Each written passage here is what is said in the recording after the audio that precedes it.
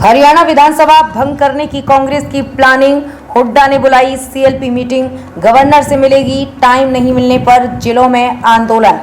हरियाणा में लोकसभा चुनाव के बाद विधानसभा का गुणा गणित बदल चुका है। इसको देखते हुए कांग्रेस भी एक्टिव हो गई है। कांग्रेस और अन्य विपक्षी दल लगातार भाजपा की सरकार को अल्पमत में होने का दावा कर रहे हैं। इसको लेकर कांग्रेस के सीएलपी लीडर भूपेंद्र सिंह हुड्डा ने आज चंडीगढ़ स्थित अपने सरकारी आवास में विधायक दल की बैठक बुलाई है। इस बैठक में विधानसभा चुनाव की रणनीति बनाने के साथ साथ प्रदेश की अल्पमत में चल रही भाजपा सरकार को बर्खास्त करने का दबाव बनाया जाएगा। विधानसभा भंग करने के लिए कांग्रेस विधायक राज्यपाल से मिलने का समय मांग सकते हैं। समय नहीं मिलने की स्थिति में जिला मुख्यालयों पर आंदोलन संभव है।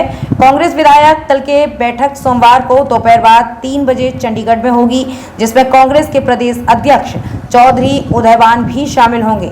दिल्ली में चूंकि राजनीतिक गतिविधियां चल रही हैं, इसलिए कांग्रेस के सांसदों के विधायक दल की बैठक में शामिल होने की संभावना नहीं है। कांग्रेस क्यों कर रही है दावा?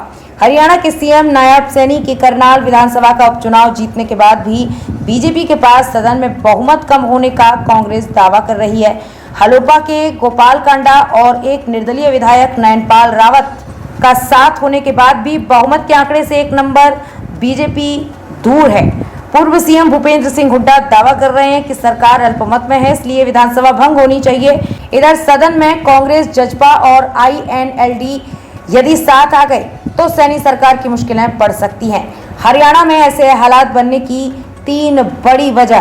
पहला, विधानसभा में कम हो चुके 3 विधायक। लोकसभा चुनाव के बाद हरियाणा विधानसभा के नंबरों में बदलाव हो चुका है। 90 विधायकों वाली विधानसभा में अब 87 विधायक ही बचे हैं।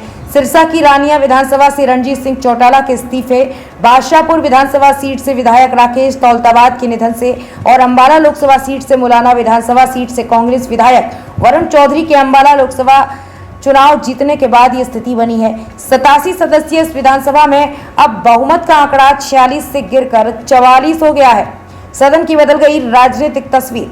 अभी तक हरियाणा में बीजेपी जेजेपी के साथ गठबंधन की सरकार चल रही थी, लेकिन लोकसभा चुनाव से पहले गठबंधन टूट चुका है। इसके बाद बीजेपी ने निर्दलीय विधायकों के साथ मिलकर सरकार बनाई है। हालांकि 3 निर्दलीय बीजेपी का साथ छोड़ गए हैं। इसके साथ ही अब सदन में जजपा को अपने 10 विधायकों के साथ विपक्ष की भूमिका में भी आ गई है। कांग्रेस, जजपा, आईएनएलडी और कुछ निर्दलीय विधायक भाजपा के खिलाफ आ गए हैं। उन्होंने लोकसभा चुनाव के दौरान गवर्नर को लेटर लिखकर सरकार के अल्पमत में होने का दावा कर फ्लोर टेस्ट कराने की मांग की है। क्या हरियाणा में सरकार गिरने का खतरा है? फिलहाल ऐसा नहीं है। सीएम नायब सैनी को सरकार ने 2.5 महीने पहले ही 13 मार्च को बहुमत साबित किया, जिसके बाद 6 महीने तक फिर अविश्वास प्रस्ताव नहीं लाया जाता। इतना समय बीतने के बाद अक्टूबर-नवंबर में हरियाणा में जो विधानसभा चुनाव होने हैं, फिर ऐसी मांग की जरूरत नहीं रहेगी। इसके साथ ही जजपा ने अपने 2 विधायकों की सदस्यता रद्द करने के लिए विधानसभा स्पीकर ज्ञानचंद गुप्ता के यहाँ याचिका दायर की हुई है। अगर जेजेपी के 2 विधायकों की सदस्यता रद्द हो जाती है तो फिर पक्ष और विपक्षी विधायकों की संख्या गिरकर 42 हो जाएगी, जो भाजपा से 1 कम है।